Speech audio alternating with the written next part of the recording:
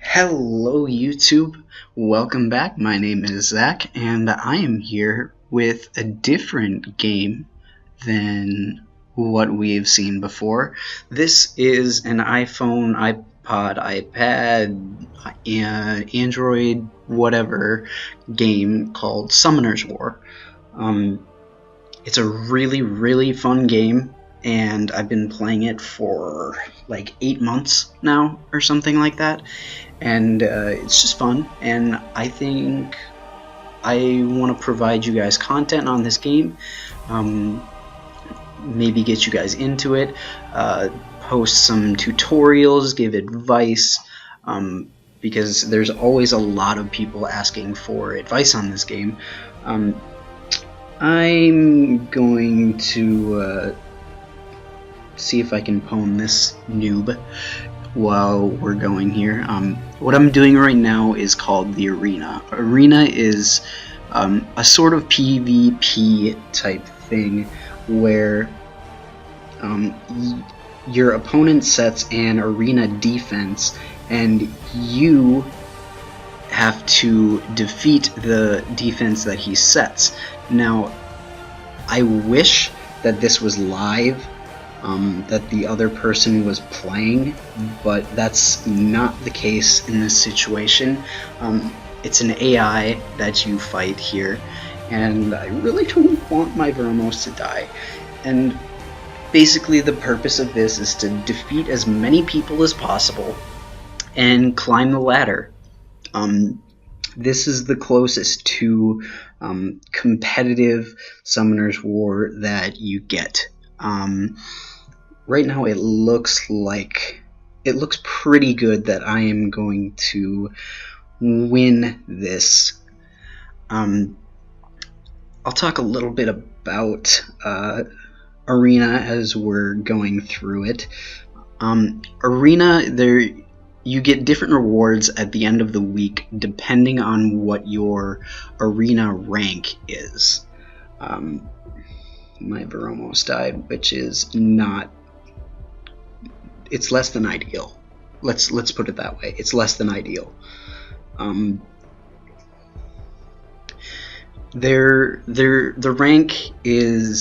ranking system goes like this. Challenger is like, beginner is like below 1,000 points. You start the week with 1,000 points. And you get higher or lower depending on how good you do. Then it goes to Challenger, 1, 2, and 3 stars, and those go up by, those increase by 100 points for each star. So it ends up being that Challenger 3 is at 1,200 points?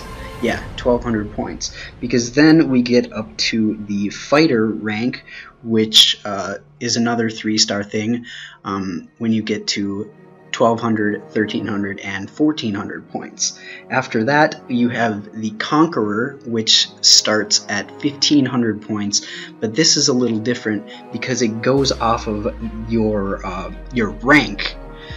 You have your points, and you have your points compared to other people's points. So Conqueror is, you have to be in the top 10,000. And it seems like it should be pretty easy, but there are well over 1 million people that play this game. So in order to really get that, it takes a lot of skill and luck. This is a very luck-intensive game. I want you guys to know that right now, because this game has literally made me cry at some points because it's such BS sometimes. But right now, I should have beaten this guy to a pulp, but I got a lot of stuns on me, I got a lot of attack bar decreases, I got a lot of violent procs, all stuff that we'll learn about throughout this process. So I'm probably going to lose this match unless I can keep it going long enough to force a draw, which is kind of a pansy way out, but I don't want to lose my points. So I'm going to take that pansy way out. Now, where was I? Conqueror, and then the next step up is Guardian. Guardian has a point requirement as well, and that's 1,700 points, but you need to be in the top 300. And that is very, very hard to do. I have never even gotten close to Guardian. I am usually in the Conqueror 2 range, and Conqueror 2 is above rank 3000 and less than rank 1000, because rank 1000 is the cutoff for Conqueror 3, and then it goes to 300 to Guardian. And lastly, we have the Legend ranking. The Legend ranking is for number 1, and that's it. Only one person gets the number 1, gets the top prize in the world, and it's a very good prize. It's usually a lighter dark monster, and it's usually a 4-star, which are intensely rare. So, and plus, I think it comes with 750 crystals, and crystals are basically like your secondary currency, I guess. I'm actually gonna auto this because I just don't want to do this. Can kick back, relax, and just do stuff. But what else is there about Arena? I'll do some tutorials on Arena. Give some tips and advice to whoever, wherever people are in their respective ranks, because there are different strategies in different ranks. You start seeing the same common arena defenses a lot within certain ranks. So, like with Conqueror 1, you see a lot of speed defenses, but when it gets to Conqueror 2, you see a lot of defensive defenses, which is what I have. I have basically that team that I used right here, but with somebody called Darien instead of that fire monster thing. So Arena, yeah, I will give you guys some tips and tricks on Arena there. I'm so, like, a lot of times I just find myself in these situations like, I'm gonna leave this and I'm gonna go take a shower or something.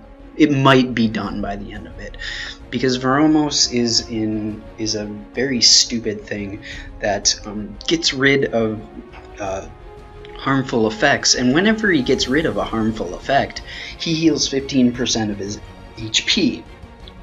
Now, if you put Violent Runes on it, which gives you a 22% chance of getting an extra turn, that means he can heal 30% HP, 45% HP, goes on and on and on. Which, I don't know. I use it. It's really annoying to be facing, especially when you're in this situation where both of your things, they do harmful effects. I'm gonna take control here. I am taking control because, okay, got the provoke. That's not what I wanted. Thanks. Got the defense drop. Not what I wanted. Thanks. Well, I really hope that didn't show up on the recording because my screen just went black. What I want is this Son of a biscuit. Okay, yeah, my Amon has violent runes too, so he got stunned, but he got out of it, which is awesome. I'm just trying not to give this thing status conditions, but it's really not working. It's really not. I don't even... Freaking... This is the most infuriating thing I've ever seen. And hey, didn't get the provoke. That's good. That's always good. I'm gonna waste a mobilize here. See if I can get a turn where I can get defense drop, and then Amon has this son of a biscuit. It's not happening. This is not happening.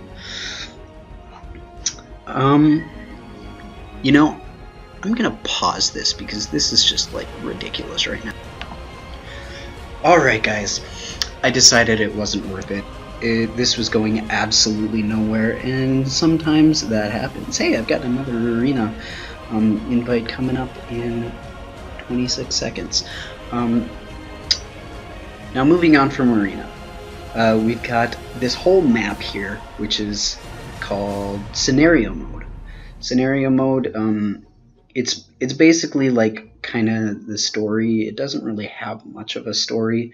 There's all these levels that you have to go through in the pretty much the same format as arena, but there's multiple stages. Usually they're pretty much all 3 stages. There's somebody that thinks they're really cool revving their engines. Hope that doesn't come out too nasty. Oh, I just can't not do this. I have to. You'll notice my arena offense is it stays relatively the same, just because there's things that work in certain areas, and when you have them, you just go with them. Why would you not?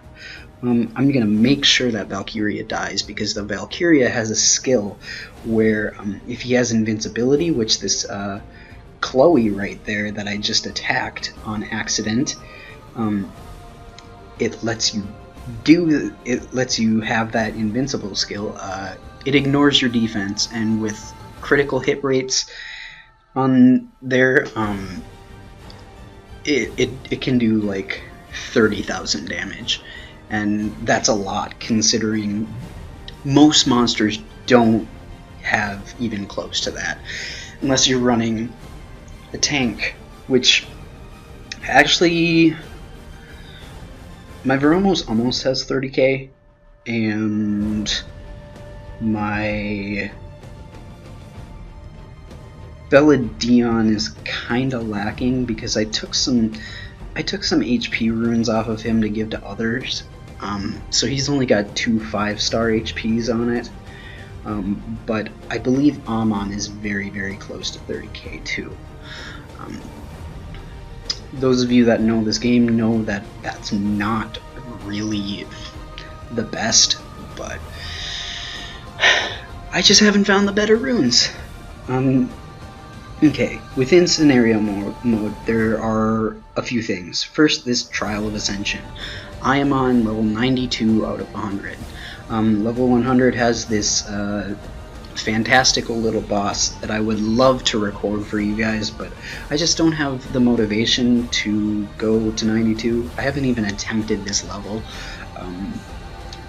I'll finish it when it gets to have a free energy thing.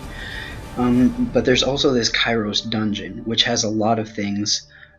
It's got this Dragon's Lair, Giant's Keep, which are basically your main supply of very good runes. And then you've got this Hall of Magic, and these other halls, elemental halls, where you get Essence, which does something special to your monsters. See, this monster has yellow stars, meaning it's unawakened, but if you have the right essences, you can have your monsters have purple stars like this, and their stats get a little bit better. Yeah. So I will be showing a video of a relatively farmable team for both dragons and giants. The monsters I use for this are monsters that people usually get pretty relatively easily. Some of them are farmable, and some of them are like 4 stars, but you see them a lot. So anyways, this video has gone on long enough.